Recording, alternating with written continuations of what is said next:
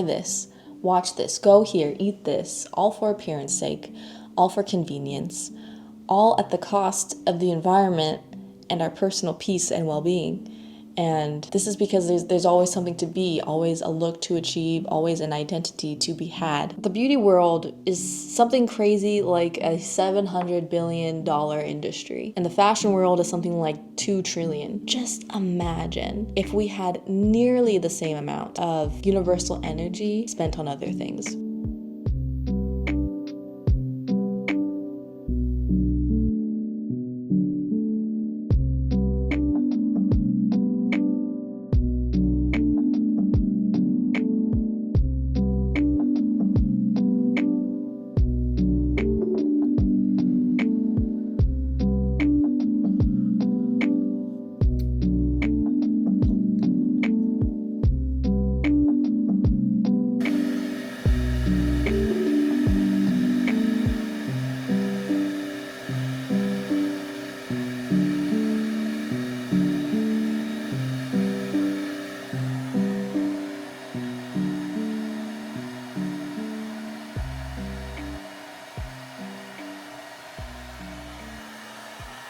Olivia's son made a YouTube video a few months ago entitled "Makeup is Oppressive, but also empowering?" If you have not already seen it, it is a really comprehensive video essay and was very informative in coming to my own mental consensus on makeup, and it included a lot of interesting, relevant information about the history surrounding makeup and makeup use, and it covers a lot of the nuance that people face surrounding makeup. And great video, learned so much, but I felt the need to pick a bone with one aspect of her thesis. To say it's the makeup itself that's oppressive, like this thing right here, seems to be a cop-out. It lets people say, oh, just stop wearing makeup and you'll be free. They can put the blame on the individual who buys this oppressive product. It's your fault for being insecure and reliant on concealer. By narrowly thinking of oppression as existing between objects and individuals, it misses all of the context around it. Because what's a girl gonna do when she does ditch her eyeliner and concealer? She goes au naturel, only to hear comments from men like the ones mentioned in this Reddit post. If you aren't pretty without makeup, you aren't pretty. Her claim is that essentially it is a cop-out to simply state makeup as an oppressive object, because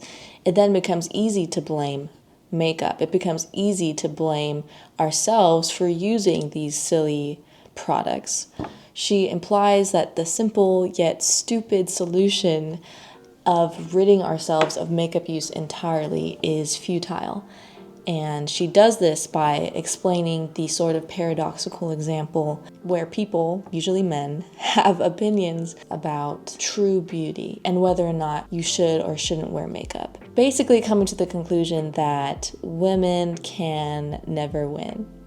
Or you can win, but it's just very confusing and counterintuitive and hard to understand. Now, in her video, she raises a very good and annoying point about the world, which is that people are always going to have something to say. If nothing else, her video really proves the feeling that consumerism, ethics, nuance, racism, and all the problems stemming around and from makeup's history and makeup's use is kind of solutionless. It feels solutionless. Yes, taking makeup under our wing, owning it for ourselves, doing it for fun instead of out of need is all great and dandy and everything. But just like her first example implies, yeah, you can never really win. How are we supposed to break out of this perpetual cycle? Are we just gonna accept that this perpetual cycle exists and there's no winning? Or is there a way to escape it? But how can we escape it if all sides and makeup use and culture are seen as completely valid? And maybe that's the whole point. I argue that it could actually be kind of liberating when we look at it the right way, and not in the sense that it's liberating because we have the freedom to use makeup however we want. I mean, that's part of it. But I still think there's a lot of binding shackles around that premise because most will still succumb to overconsumption. The constant change of beauty standards is really annoying. Spending countless hours a day worrying about our appearance and changing our appearance feels unnecessary. And giant companies making incredible amounts of money from the dopamine hit that we get from shopping and buying things, and 10-year-olds in Sephora. That's a thing. And things are weird. Things are weird, but no one really wants to talk about it because even though they're weird, they seem to also simultaneously make the world go round. Now, I'm not going as far to say that we should ban all makeup and makeup use, but I would like to counter Olivia's idea of self-blame with a bit of a perspective change. What if the blame wasn't on the person, but instead the power was on the person? You can see it the way she describes it, yes, and it doesn't make any of the history that she mentions about makeup untrue, but you can dwell on the negative aspects of life and how it binds us, or you can wear makeup in a fashion that spites another person or group of people just because you can. Have you heard of man-repellent makeup? This is a makeup style designed with the intention of repelling male attention because of how shocking, outlandish, or bold it is. But here's the potential issue with that. We can't then truly say it's for ourselves, can we? Okay, hold your pick me girl comments. This video is about ego and identity and how it can easily become a tool working against us instead of for us. I'm not saying people shouldn't wear makeup, but instead be aware of the mindset material items like makeup can place us in. Look, there's a recent picture of me having fun with makeup. I too live in this confusing society, okay? Whether or not you wear makeup to attract or repel a man, you are still using makeup in relation to a man. Or arguably worse, you're wearing it for yourself because you feel the need to have this identity in being countercultural. And, you can like and enjoy painting the colors on your face, but as soon as you identify as someone who paints their face, we can easily fall into a state of dependency, identity, and pride, and suddenly it's really easy to feel personally attacked by someone who doesn't wear makeup, and vice versa. Or instead, rather, we can say in life, in some regards, if not all, you can never win. Not in everyone's eyes, at least. And I think this is true of everyone, not just women. It is rare to ever truly see eye to eye with another individual at any given point about anything. We as individuals are made up of so much nuance, different upbringings, different values, different desires, different privileges. We just do not and cannot have the same life experiences as each other.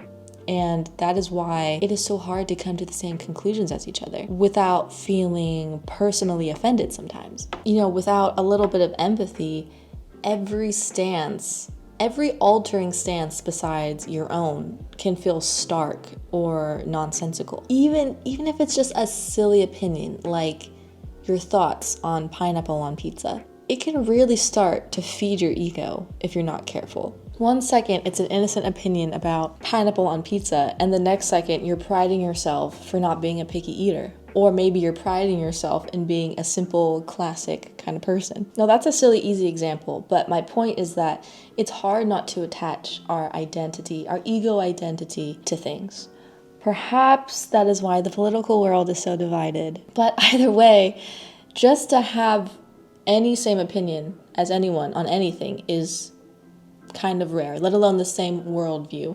Odds are someone is going to disagree with you. Even if something is the trending thing at the time, it's just that, a trend, and it'll pass, likely, and people are always going to take issue with trends as well. We're all made up of different things and experiences, and therefore must come to different conclusions, varying conclusions. But this is a great thing. If we didn't have these mixed perspectives and life experiences of beauty and pain, we wouldn't be humans. And now, don't get me wrong, when I say this, I'm not vouching for bad things like crime or oppression when I say this, but like the novel The Giver by Louis Laurie teaches us, life is kind of purposeless without our experiences, good or bad. In fact, we need those bad experiences to really be able to fully appreciate the good ones. And it is very possible for a good thing to come out of a bad situation. And that is a nuance I find is very lost in modern discourse. Everything lately feels like it has to be black or white, good and bad, evil and good, clear as day, when in reality, life is not a neat little Christmas present wrapped in a cute little bow. No, it's very messy, and we need to have grace for people, because what one person might see as pure evil, another person's brain might not even be registering. And if we go taking things personally and attacking people personally for these opinions that may be very valid and very scary, nothing will ever get done. Nothing will ever get done. If you're not familiar with the book The Giver, it is this story that takes place in a dystopian world where there's no crime because there's no currency. There's no money. There's no inequality. There's no discrimination. Everyone is colorblind. They literally see in black and white, and everyone has exactly what they need. But there's this argument that terrible compromises have been made in order for this society to quote unquote thrive, such as, these blank slates of people who are borderline emotionless, lacking any semblance of a personality, because everyone's sole purpose is to serve this lifeless, pain-free community. And that is what is so beautifully true, that when you remove all forms of ugliness, you kind of remove life. And in the book, they did this in part by removing everyone's memories, everyone's individual experiences, the culture's collective experiences. While that dystopian novel highlights the potential downfall of moving too far in this one direction of perfect emotionless community servitude, I noticed this pattern in today's world that seems like the pendulum has swung in the complete opposite direction, where we now idolize personalities rather than the collective good. We idolize individuality and freedom of choice and live in a world that feels kind of obsessed with identity. Buy this, watch this, go here, eat this, all for appearance sake, all for convenience, all at the cost of the environment and our personal peace and well-being. And this is because there's always something to be, always a look to achieve, always an identity to be had. We are in a technological age where your image is key, your brand is everything, and you can niche down your whole life to this perfectly curated Instagram page that perfectly aligns and is directed toward this ideal demographic. And it's all just neat and tidy, perfect bow, everything. Now, I've never been sure as to which demographic I'm in or relate to. My whole life has kind of felt like a strange dichotomy in that way, and I'll take that as a kind of advantage. In a world that feels so obsessed with identity, I argue that this confusion about what or who I am is really helpful in not being suckered into a lot of things. Because let's think of my quote-unquote identifiers, okay? Boxes that people and myself will put me in to understand the world, right? So I'm Gen Z, I'm a girl, I'm American. There's 3 marketable pieces of information right there. That's information that companies will try to exploit to make money, and those are some parameters that people will place me in a box to make sense of who I am or what I do and make sense of themselves in relation. I had my boss tell me once that they were shocked when they found out how old I was, because they didn't realize that I was Gen Z. And they said something like I didn't act like a normal Gen Z, and I'm so silly. I'm not so silly like how they are or whatever. He said something dumb, and it wasn't a compliment. I did not take that as a compliment. It just made me so sad that there is a whole generation out there that just doesn't take us seriously and has absolutely no sympathy for us, as if we are not literally eating the dust that they left behind for us. The direct remnants of the life that they are living affects the next generation, and so on, and they're just completely oblivious to that. And it made me sad, to be honest. It made me kind of sad. But why this identity or lack thereof is so beneficial, I think, is because it makes me a lot more open-minded to things. It makes me much more laid back. Anything and everything can happen, and I can choose to respond with, oh, is that so? Anything. Absolutely anything can happen. Is that so? I save a lot of money not being suckered into the cute new aesthetic that seems to change every 3 months. It's very hard. It's very hard not to get suckered in. Sometimes I still do. I am not a perfect human. But I also don't take as many things personally. I still do, okay? I'm not a perfect human. I'm very sensitive. But when something happens that affects me, or I feel affects me or doesn't affect me, it never robs me of my peace, because I know that whatever that is, even if it happens to my body and my person, I know it is still not affected to who I truly am. You know, I'm not this shell that I'm in, that my brain does a really good job of convincing me is like the end all be all of all things. So someone can make a stupid Reddit post about how they think girls look better with or without makeup, and it won't faze me one bit. Am I oppressed? Debatable. Am I going to let this make me feel oppressed? No. I'm not going to choose to even think of it in that space at all, because I know in 40, 50, 60 years, they'll be dead. And I'll have lost my arguably good looks way before then. When I choose to see things this way, a lot of things just become so silly. And the fact that I've let myself have an emotional reaction to something that was unnecessary almost starts to feel embarrassing and unnecessary. Olivia's video talks about all the ways we can operate in this oppressive conundrum in a way that also combats the oppressive history or context. And here's the potential downfall with that I notice. We can then make decisions with the intent to spite people. You know, we're making decisions. It can just quickly get out of hand, because now the cause of our actions is in part from this building of resentment toward people and society. I just feel like it can so quickly get out of hand very easily. There's a very fine line of all of a sudden, it's not for you anymore. It's for your image. It's for this portrayal of yourself and for your sense of identity, or it's for your resentment of men. This to me is the true issue in makeup, and the biggest reason why I don't wear it right now. Right now, okay? I reserve the right to change my mind. But I feel that it's rooted and shrouded in a lot of consumerism, overconsumption, and capitalism. Like, the benefits just do not outweigh the cons for me. And I want to be careful not to form an identity around something as insignificant as that, when I have like a million other things I could potentially build my identity around. I am just forever triggered about how much money I am tempted to spend and how much time and mental energy I feel can be wasted on it. I just don't enjoy it as much. If I enjoyed it, if it was fun for me, like painting, you know, then I wouldn't feel like my time was wasted. But it's just not that way for me right now. And there's like no winning. Whether I wear it or don't, people are going to judge me for doing it. So for me, the easiest thing to do is just to not deal with it at all. You know, completely neglect it for now.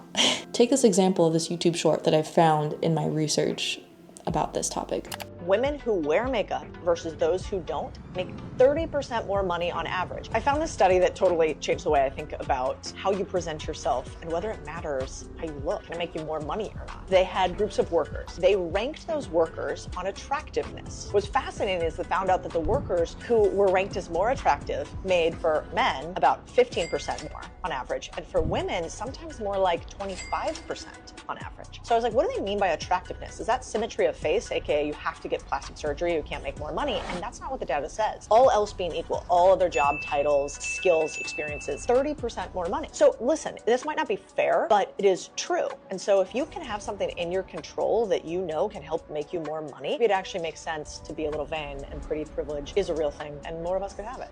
Is this true because when you look good, you feel good? That's definitely an aspect of things. Or is it true because we feel pressure to overcompensate our femininity in a world that is painfully masculine and rewards masculine traits? You know, likely it's a mixture of a lot of things, but this is all besides the point. If this is true about making money, then I could choose to see this as, dang, I really gotta play my assets more and work harder to make more money, you know? But at the same time, I see this and it makes me go, wow, I have some more personal work to do to not idolize money so much. Because if this is what it means to make money, I don't really want to care about my salary so much. And I'd much rather be content and happy and see my family often. And if that means looking ugly to people, well then I will have my peace. And that's when a lot of people will comment on this systemic issue about the need for money or money inequality and the need for money and more of it as the economy continuously shows us. And that's a very good and true point. But Rome was not built in a day. And if there's anything that Olivia's video shows, it's that this issue, like any issue, is incredibly convoluted and there is no simple answer. So instead, you kind of have to find the answer in yourself. And to me, that makes me feel like I do have the power. Yeah, shut the front door, Foundation. I don't have to buy you. And I am gonna kind of blame you, because otherwise it's just an endless cycle of nuance and pointing fingers of who the bad guy is and what the issue is. You know, it's much easier. It is much easier, and I think that is a good thing. At the end of the day, we have to put our money where our mouth is and realize how much power we have, because if we don't like cheaply made clothing that pollutes the environment, we have to try our dang hardest not to buy it. And if we don't like that makeup exploits women's insecurities or perpetuates racism, then we have to stop cycling through it so much. We have to stop getting so much joy from it, so much fulfillment, so much of our identity from it. Again, it's not blame, it's power. And the beauty world is something crazy like a $700 billion industry. And the fashion world is something like $2 trillion. Just imagine if we had nearly the same amount of universal energy spent on other things. You know, what if all the businessmen and inventors of this industry used their innovation and their smart minds toward things other than the beauty industry? Think of the amount of time and money that is collectively spent on this sector. I mean, it's something to be marveled at, how much the world spins around this, whether it be in discourse, like talking about it right now, or just our daily life around it. If we just altered our cultural focus a little bit, then we might not have things like color changing foundation or perfectly manufactured makeup sponges that don't soak up too much product. But maybe we could have things like affordable housing models, or ending homelessness, or stopping killing the one earth that we have to live on. And this is all not to say that beauty and appearance has absolutely no valuable place in society, but imagine what the world may be like if we stopped putting so much of our identity emphasis on things like that.